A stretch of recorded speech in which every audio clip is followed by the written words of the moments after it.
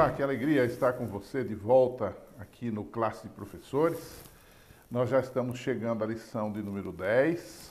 Nesta semana nós vamos trabalhar um pouquinho sobre educação em artes e ciências. O que essa lição de fato vai dizer? Em um minuto quero lhe fazer um resumo e depois nós vamos para os princípios envolvidos na lição dessa semana. Na verdade, quando a gente fala de ciências e de artes, dentro do ensino, dentro do processo da educação, sempre há muitas controvérsias. Por exemplo, há quem estude ciências e ache que a ciência nega a Bíblia, nega a existência de Deus, nega a ação de Deus no universo. Mas a verdadeira ciência e a verdadeira religião, elas andam juntas, porque a ciência ela vem para o benefício das pessoas e a religião também vem para o benefício das pessoas. Elas precisam se encontrar, elas precisam dialogar, se entender. É claro que a ciência tem que estar sempre submissa a algo maior, que é o próprio Criador, ou alguém maior do que ela, que é o próprio Criador de todas as coisas. A mesma coisa acontece com as artes. Alguém pode fazer uma estátua, pode fazer uma pintura, pode pintar um quadro, pode fazer uma arte maravilhosa. E não há nenhum problema com isto. Aliás, o santuário terrestre, por exemplo, lá no livro de Êxodo, no livro de Levítico, é uma obra de arte. E Deus comissionou naquela época artistas, Deus dotou artistas com habilidades para isto. Claro que esta arte também tem que ser para honrar a Deus e também tem que ser para dignificar as obras criadoras de Deus. Ela não pode, por exemplo, expor uma imoralidade, um exemplo, apenas citando um exemplo. Então, nessa semana, vamos estudar um pouquinho sobre isso, como é que ensinar artes e ciências deve ser feito de uma perspectiva bíblica, tá? Então, nós elaboramos alguns princípios que devem nortear tanto o estudo científico quanto o fazer arte ou estudar arte, não é? Primeiro princípio é aquele basilar, é o básico. O princípio número 1 vai aparecer aí na sua tela. Deus é o criador e mantenedor de tudo. Gênesis 1, verso 1. A educação cristã ela trabalha sempre com a premissa de que Deus criou todas as coisas. As obras criadas revelam esse Deus, como no Salmo 19, de 1 a 6, que diz que os céus proclamam a glória de Deus e o firmamento anuncia a obra das suas mãos. Então, toda a beleza, toda a complexidade da natureza apontam para um Criador. Então, eu não posso, por exemplo, estudar um órgão do corpo humano, vamos supor o coração, e me deter ali e não reconhecer o artista, o design, o arquiteto deste órgão, deste corpo humano, que é o próprio Deus. Então, nós sempre subentendemos que estudamos a beleza, nos espantamos diante da complexidade das obras criadas, tanto no ser humano, quanto na fauna, quanto na flora.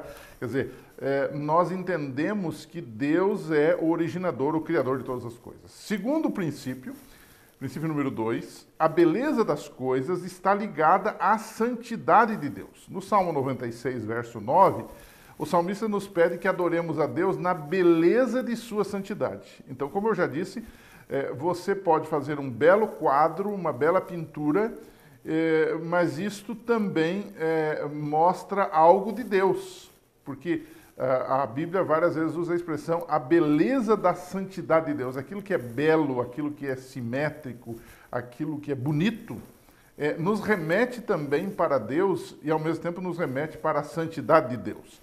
Não há algo bonito sem caráter, não há algo bonito sem santidade, né? Então isso quer dizer que a santidade, que é andar com Deus cada dia, é bela aos olhos de Deus, quando vista na vida de cada adorador, tá certo? Então esse é o segundo princípio. Adorar a Deus significa refletir este caráter de Deus. No ensino das artes, nós devemos ter essa cautela ao compreendermos que nem tudo que é belo, que é bonito aos olhos humanos, é necessariamente santo ou bom. Sempre há necessidade de passar o conteúdo do que estamos vendo, do que estamos lendo, do que estamos assistindo. Você toma um filme, por exemplo, que é uma obra de arte também, né? Você tem que passar esse conteúdo pelo filtro da palavra de Deus. Um filme pode ser muito bem produzido, muito bem feito, ser bonito, no entanto, ele não é santo. E esse acaba sendo um problema. Ou ele atenta contra a santidade de Deus, da palavra de Deus, dos princípios. Ele pode estar pregando, ele pode estar ensinando coisas que não estão de acordo com a palavra de Deus. Princípio número 3. Nem sempre as teorias científicas estão certas, porque a ciência ela é volátil, ou seja, ela muda com o passar do tempo, né? A Bíblia chega a chamar de que existe uma falsa ciência, 1 Timóteo 6,20. Isso quer dizer que determinadas teorias tidas por especialistas como certas, elas estão, na verdade, equivocadas, né? Você tem o caso, por exemplo, da teoria heliocêntrica versus a teoria geocêntrica, naquele tempo de Galileu, né? Muita gente, inclusive da igreja, apoiava a teoria geocêntrica, a Terra como centro do universo. E o que aconteceu foi que Galileu mostrou que a teoria deles estava errada. Então, a ciência sofreu, digamos que, uma volatilidade, uma mutação. Quem afirmasse que a Terra girava em torno do Sol estaria equivocado, mas esta era a verdade, né? Então, de novo, o filtro deve ser a palavra de Deus. Princípio número 4, o conhecimento, a ciência, as artes, não necessariamente torna alguém sábio. Provérbios 1, né? Ali há um contraste entre a sabedoria e a tolice. Ele diz assim que o temor do Senhor, ou a obediência, temor aqui no sentido de obediência, de submissão a Deus, de serviço para Deus, o temor do Senhor é o princípio da verdadeira sabedoria, né? Um cientista, um artista, eles podem ter muito talento e nada de moral pela ausência desta sabedoria. Então, não é porque o indivíduo é cientista e ele falou alguma coisa, todo mundo vai segui-lo. Não, deve ser questionado, deve ser examinado aquilo à luz da própria ciência, e também à luz da palavra de Deus, especialmente quando envolve questões de decisão moral, de arbítrio, né? Então, o conhecimento das artes e as ciências em si não tem o poder de fazer alguém decidir entre o certo e o errado, né? Simplesmente conhecer não quer dizer tudo, né? Por exemplo, os cientistas muitos cientistas estudaram e criaram o que chamamos hoje de bomba atômica, né? Tantos males pode fazer. Então, nem sempre o que se cria é moral, nem sempre o que se cria é certo, né? E aí, para a gente terminar a lição dessa semana, você vai lá para sexta-feira, na lição de sexta-feira tem algumas perguntas muito interessantes, seria interessante você discutir, conversar com seus alunos.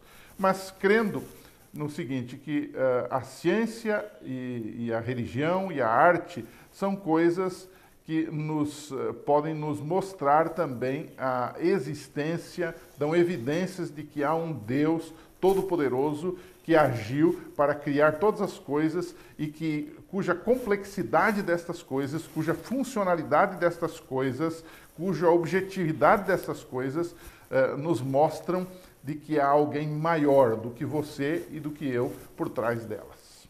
Pense nisso, converse com seus alunos sobre esse assunto importante, a gente volta a se encontrar aqui nesse canal, dê o seu like, inscreva-se, anuncie aos seus amigos. Sempre é uma alegria tê-lo conosco aqui. Que Deus abençoe, um abraço e até a semana que vem.